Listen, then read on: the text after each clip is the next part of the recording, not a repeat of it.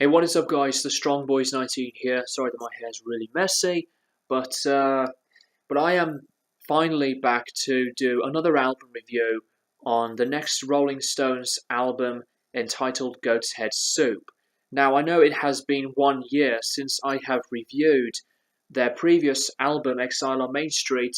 I just really miss doing reviews on albums from one of my favorite bands of all time, and the Rolling Stones is always, for me, a big influence on me as a musician, and I think they're just one of the top best rock bands in the world. So I just decided to come back to this band and review more albums from their discography. So Goat's Head Soup came out in 1973, and it is the follow-up to Exile on Main Street, the previous album. So what we got on Goat's Head Soup is, I think, a very, very good yet underrated um, release from the Stones, because I think after Exile on Main Street, the band seemed to go into a much more different approach of sound and direction, because the previous albums from Beggars Banquet to Exile on Main Street, they're all just packed with yet some of their greatest material yet, but they are more focused on the heavy, heavy in your face attitude, rock and roll bluesy type of sound, with some different styles that fit so strongly, with sounds of soul to country rock. But with Goat's Head Soup, it's a really, really big variety sounding album. It's almost 47 minutes and it has 10 tracks. So, this is also the second to last album with Mick Taylor as one of the members, because the next album after this is It's Only Rock and Roll. Um, it it has been known by many as the last Stones album with Mick Taylor. So I will review that album at some point, hopefully really soon if I have any time. Anyways, this album is really, really good, and I have revisited this album not too long ago, and I completely forgot how great it was. And I would say, out of all of the Rolling Stones albums I've listened to, I wouldn't put this in the top 10. But if I had to pick albums from the Stones that are underrated, I would say that this is possibly the best, or one of the best underrated releases, because, I mean, not all of the reviews and fans from this band would consider this to be a really good follow up to Exile, but I think it is. So, anyways, you get the singles of Angie, which is a really popular and beautiful soft acoustic ballad track, and to the rock and roll in your face inspired song called Star Star, which is the closing track on the album. And then there are other songs on this album that sound really, really different from each other, and it's nothing like the previous material, which not only me but other fans of the Stones didn't really expect. But there's some excellent songs on here.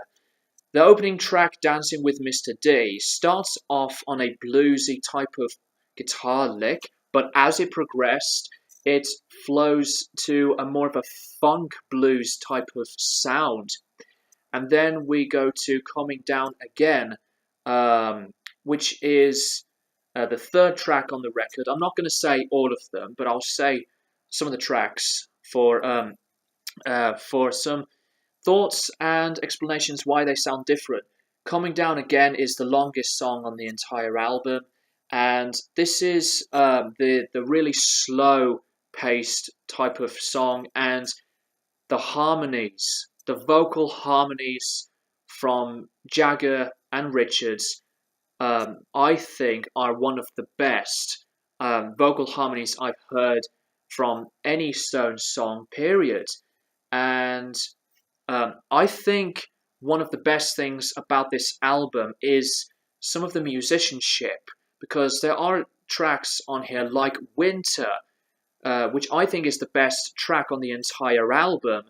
That the musicianship on a song like Winter is so spot on, and the song Winter is gorgeous, beautiful, and its progression um, just leads to a very nice and comfortable vibe. So I think Winter is just seriously one of the best Rolling Stones tracks. It's an excellent song. The production is done by Jimmy Miller, and I gotta say that some of the tracks on this album, production-wise, are quite better than the production from Exile on Main Street. Even though, yes, it was a rough, difficult time for the Stones when they were making that album, because the sound was not like top notch, like um, excellent production or anything like that at all. It sounds more loose and raw sounding, but the production on this is really, really good for its time.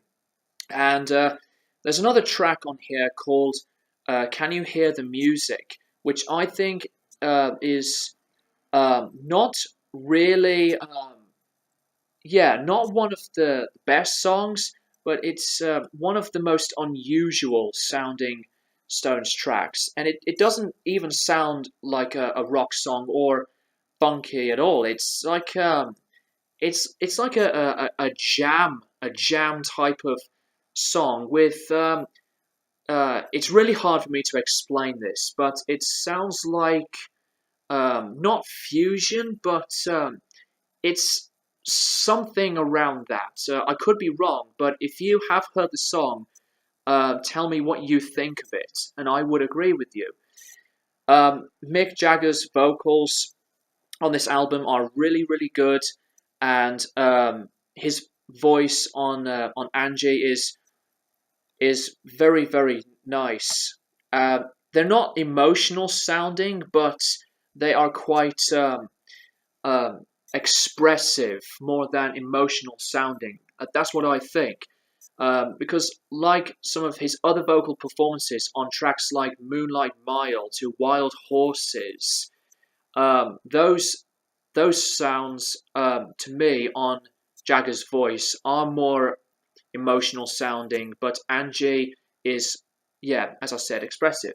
Yeah, you can agree with me or not agree with me. So, yeah, there are other musicians that took part with the band on this album. We've got Nicky Hopkins on the piano, to Billy Preston on the clarinet to piano, Jim Price on the horn arrangement, and Nicky Harrison on the string arrangements.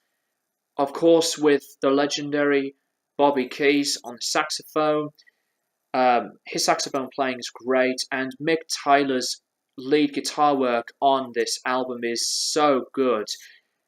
And I know I've mentioned this before, but Mick Taylor is seriously one of the top best underrated guitar players ever, and he's quite an influence on my lead guitar playing as well. So, other than that, I think I would recommend Goat's Head Soup for you to check out, and let me know what you think of it. It's not as strong as the previous material, but it's for me an excellent follow-up. So I'm going to give Goat's Head Soup by the Rolling Stones an 8.5 out of 10. Thank you guys for watching, and I will keep you guys posted for more videos in the near future.